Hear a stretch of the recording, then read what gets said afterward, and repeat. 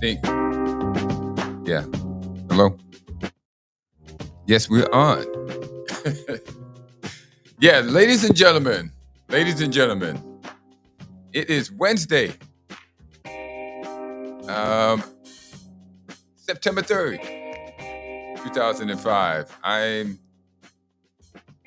that guy. I'm Clay Morris, Clarence T. Morris. And ladies and gentlemen, thank you very much for showing up, even though we were a little bit half hour late. You know why? I'm going to tell you why.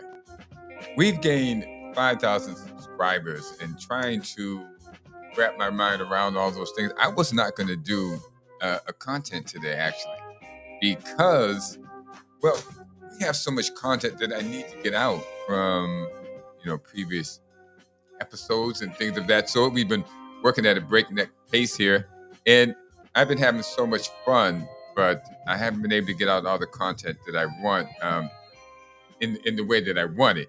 And it's all pretty good stuff. Birthdays, today's in history, different things. And also we have soccer content also, ladies and gentlemen. And so it's just been so many things. I was not going to do anything today. Instead, I was going to work on some internal things, getting that out and working on some other things. But we have a couple of things that we need to discuss. Yes, we do. We have a couple of things to need to discuss, and they're pertinent to the world. But before that, and you're going to have to bear with me on this one, okay? We're going to say a prayer. And I'm going to address the 4 rules of prayer. You know, I used to like to do a Tony Evans thing, and right now we're working on marriage. But I'm going to break that up a little bit and just throw this in. The 4 rules of prayer. Rule 1, you must pray with faith. And there's noted examples in the Bible of where Jesus said to the people that he was about to heal, do you believe that I could do this? And if they believed, then they could be healed. So you must pray with faith. The second rule is that if you want your prayer answered, you must forgive. Now, we all have people that we have friction with. Could be our fault, could be their fault, but you must forgive them. And I say that because nobody is perfect. I mean, even if they're the worst person in the world, yes, it does no good for you to hate them. You're only going to destroy things inside of you. And resentment is a sin. Sin will eat at you, and you will end up doing wrong things just because somebody has done something wrong to you and you hate them and you resent them. So you can't have that. So that's the reason why you must forgive. You must forgive if you want your prayers to be answered. Number 3, the third rule of prayer is to pray with perseverance. I call it incessantly praying. That means never stopping, never ceasing, unceasing prayer for what you are asking to happen. Now, everyone wants to pray and for something to happen overnight, in an hour. You go to sleep and you wake up the next morning and the thing that's been bothering you is done, gone. I heard that happens to some people, but it hasn't happened to me like that. And if it doesn't happen to you, don't get discouraged.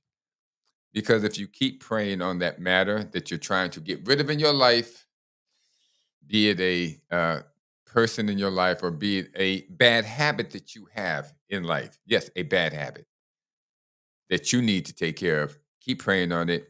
And eventually, and I can attest to this, that habit will be gone.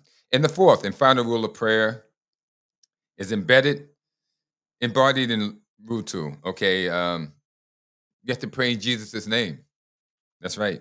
You have to say, Father, forgive me of such and such. Or Father, eliminate this flaw that I have in me in Jesus' name. I ask this in Jesus' name. Father, I want to stop smoking. Eliminate the demons of smoking in me in Jesus' name. I ask this invoking the name of Jesus. So, Father, I want to stop drinking. I ask you to take the demons of drinking, of alcoholism away from me. Help me. I ask this in the name of Jesus. So those are the 4 rules that you need to remember when it comes to prayer. And we're off, ladies and gentlemen, like the Kentucky Derby. Let's go. Now, on Monday, we have a guy. Let me see if you recognize this guy here. You recognize that guy? That's one Mr. Bill Belichick. And I fluctuated up and down. I was his worst critic at one time because of the way he ran the New England Patriots and the way he treated the players. And then after he was gone, I realized he was a pretty good coach, pretty darn good coach. Yes, I realized that a lot of things worked because of Bill. And sometimes you need that type of person in your organization in order to get things done. You just don't want to see him all the time or hear about him all the time. But Bill is in the news because on Monday, he took this job at North Carolina after he was, unceremoniously, he was let go. You know what we need to discuss here? We need to discuss Bill Belichick's timeline of work, or how do we put this? Timeline of, being fired. On February 15th, 1996, Bill Belichick was fired by Art Modell of the Cleveland Browns. He had been the head Browns, he had been the head Browns head coach like for 4 or 5 years, and it didn't go well. And so in 96, he was fired. In January 4th, in the year 2000, Bill Belichick resigned from the New York Jets. After only 1 day as the head coach, he resigned on a piece of paper, a slip of paper. I think it was a napkin. They said, I resign as HC of the NYJ. On January 11th, 2024, Bill Belichick was fired from his position as head coach of the New England Patriots. Everyone said it was mutual. Bob Kraft said it was mutual. Bill Belichick said it was mutual, but he got fired. Okay? That was after a career of 24 seasons there and 6 Super Bowls. The last 4 seasons were terrible. Terrible. It was the worst. It was terrible. It was horrid to watch. And that was after he forced Tom Brady out the door. Yes, ladies and gentlemen, Bill Belichick forced Tom Brady out the door. You can't play for somebody when they don't give you a contract. And Bill Belichick refused to offer Tom Brady a contract, which basically means you're out the door. Tom Brady went on to win another Super Bowl that very same year. And Bill Belichick, that was the beginning of a terrible, terrible demise. Unbelievable, ugly. Just looks, there's no words to describe it. And it culminated, it hasn't yet ended, but it's come to this. On Monday, he was beaten by an unranked team, 48-14. Now, before I go into that, here's what I'm going to do. I'm going to play this clip with me and my partner, Kevin, on our radio show on Saturdays. We were talking about Bill Belichick and what we saw. Now, this is back in May. This is September now, so that's 4 months later. June, July, August. Yes, September, 4 months later. But it was ominous that, it doesn't feel right. So let us go back to May 8th and see what we have to say. I came across this very interesting quote from Ted Johnson. Remember Ted Johnson, linebacker with the Patriots? Yeah, three-time. He worked Teddy over while he was here, too. Yeah, 3-time Super Bowl champion with the New England Patriots, obviously a former player under Bill Belichick here with New England. And he was on a different network, a different radio show recently, and I want to read you this quote that he said. And I think it's very interesting. We talk about Logan Mankins and other players' perspectives under Bill Belichick. He said, quote, I hold college coaches to a higher standard than I do NFL coaches when it comes to morally. They're supposed to be leaders of men, set a good example, that kind of thing, end quote. I think that's a fair point. And he goes on to say, quote, I'm surprised UNC never called the Atlanta Falcons on why they passed on hiring Bill Belichick. My feeling is that the Atlanta Falcons are kind of looking at UNC and going, you should have called us.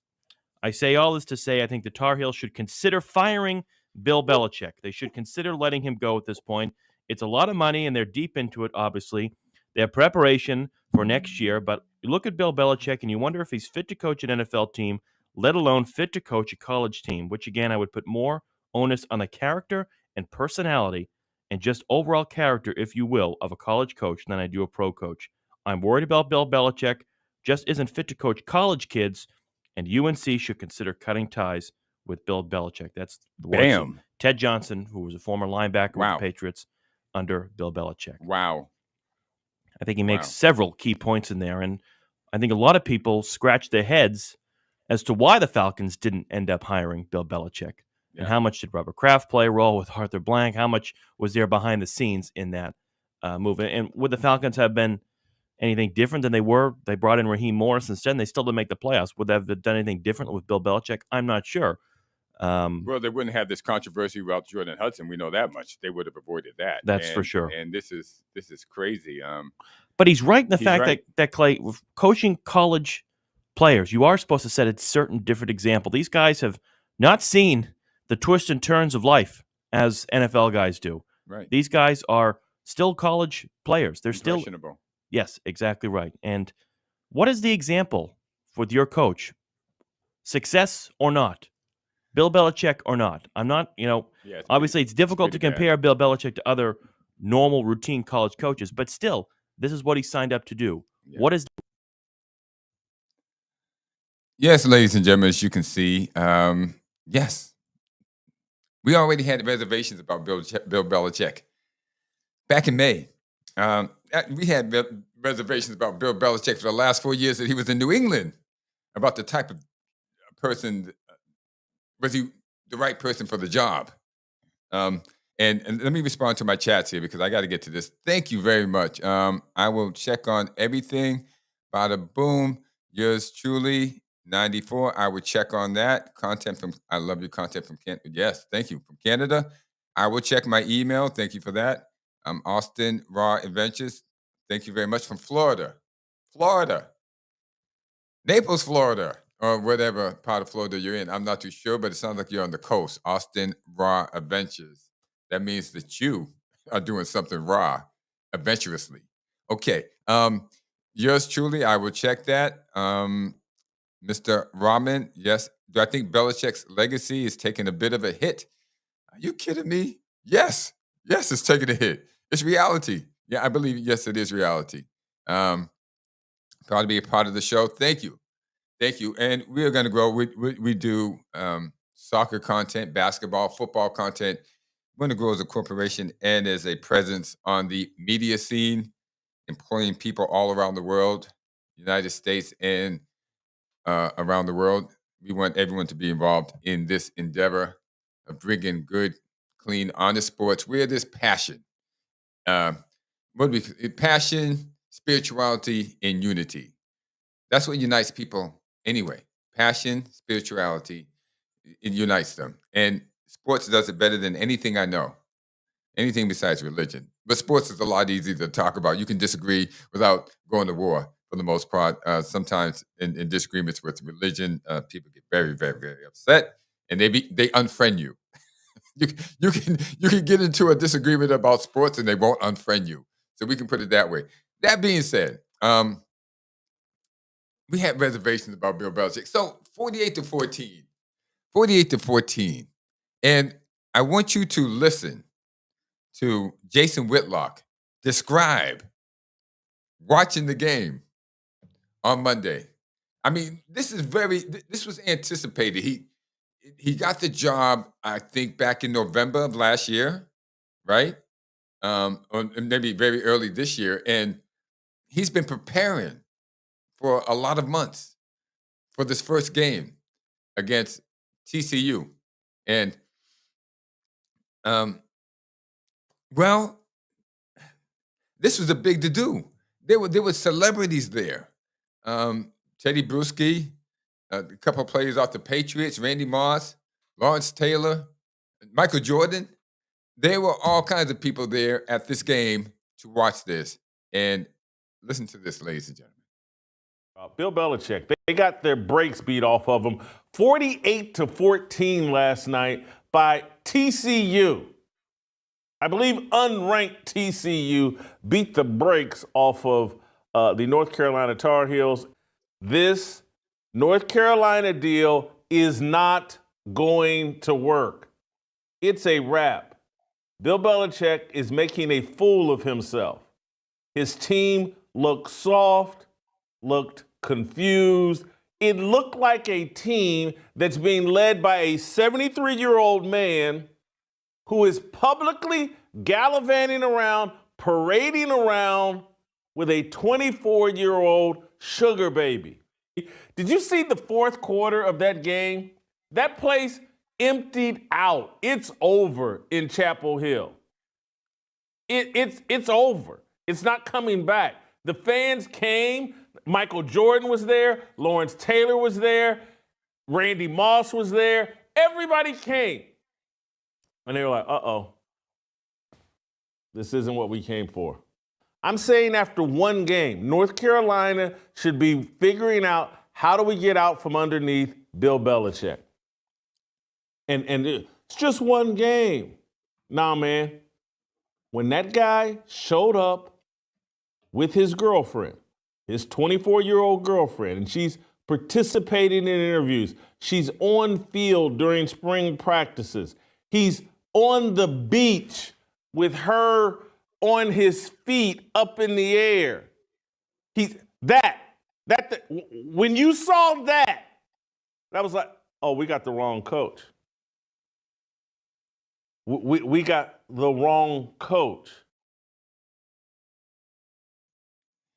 Yes, indeed. It looks like they had the wrong coach.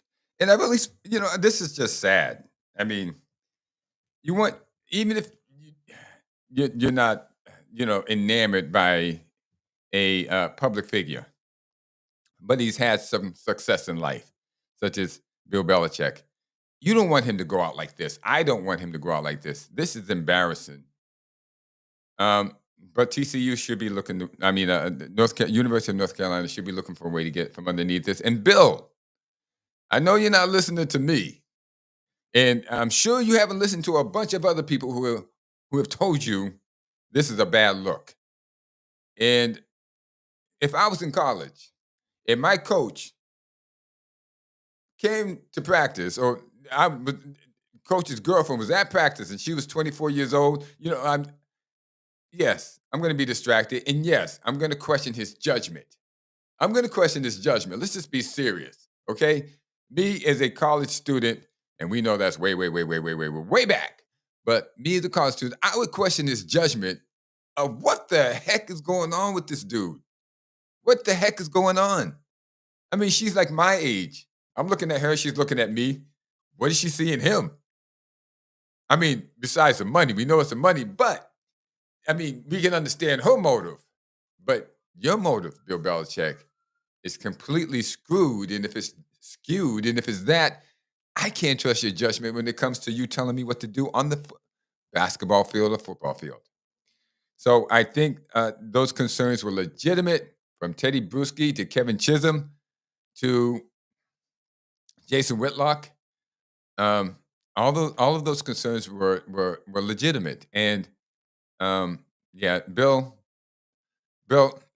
I'm sure you're not listening to anybody about how to run your business, but this is a bad look. And well, Bill, I wish you the best, but there's an immediacy to the situation that needs to occur. You need to remedy this situation. You need to distance yourself from Jordan Hudson immediately, ASAP, as soon as possible, at once. Okay? You need to distance yourself. You need to call it off, cut it off, run it off, whatever you have to do. If you want to continue in your coaching career, and if you don't, well, just keep doing the very same thing that you're doing. All right. Now that we wrap that up with Bill Belichick, is Belichick still the right guy to lead a team, or has the game passed him by? Mr. 94 from Canada, the game, well, actually, he could be the right guy to lead the team if he didn't have that 24-year-old on his side distracting everybody, including himself. You need a single-mindedness to be a head coach the way he was a head coach, which is why his marriage failed, which is why his relationships failed. But you got to choose one or the other. Choose a relationship or the position. If you choose the relationship, well, he's not the right guy to lead a team anymore. That being said, thank you very much for all your comments. You email me cricket match predictions. You know, we did cricket match. We used to do cricket. You guys want to see cricket again? I mean, yeah, it was quite well, but it was just we had so much we were doing. I will try to get some cricket in there and to get it done because if you want cricket, well, then we will give you cricket and we will give you tennis and we will give you badminton. No, we're not going to give you badminton and we're not going to give you bowling, but we will give you cricket and tennis and swimming and basketball and football and rugby. One day we'll cover some rugby and let's unite the world. Let's unite the world, ladies and gentlemen, under a sports banner of passion, spirituality, and unity. Okay, I want to move on to the Boston Red Sox. The Boston Red Sox are rolling, ladies and gentlemen. And I know last week I was critical. Actually, I didn't have a show last week because we were doing so much internal work, getting things out, cropping content and things like that. So, but last week I was critical, even though I was not here to be critical. They had missed a lot of opportunities to overtake the Toronto Blue Jays, and I thought maybe it was slip sliding away, as one of our chatters put it about Bill Belichick's career. That it was slip sliding away, more like falling off a cliff, he said. Okay, Bangladesh football. Yeah, we're going to do that. We got that. That's going to happen. We're going to do that too. Let's see. Slip sliding away, more like falling off a cliff. That's what Sharmeen Rahman wrote in. No, it wasn't slip sliding away. Bill Belichick's career is not slip sliding away. Nope, no Suvi Bob. It's falling off a cliff. And right now, he's just holding on to a rope. But that rope doesn't look too strong because, he needs to make some decisions very quickly if he wants to go forward to this. Baseball. The Boston Red Sox on a roll. Now, they've won 7 out of the last 10. Better watch out for those Blue Jays, even though they're 15 games back. They've won 8 out of the last 10. Now, I don't think anyone has to worry about the Blue Jays. They are 10 games out. The Red Sox are 2.5 games out. The Yankees are 2.5 games out. And here's what I predict. Okay? The Red Sox have the best hitter in baseball. Yes, they do. You guys may not know him. The world does not know him yet, but we in Boston know him. His name is, well, that's not him. That's Lawrence Taylor at the North Carolina game with the jacket that looks much too big for him. Well, the guy that we know, who's the best hitter in baseball, is Roman Anthony.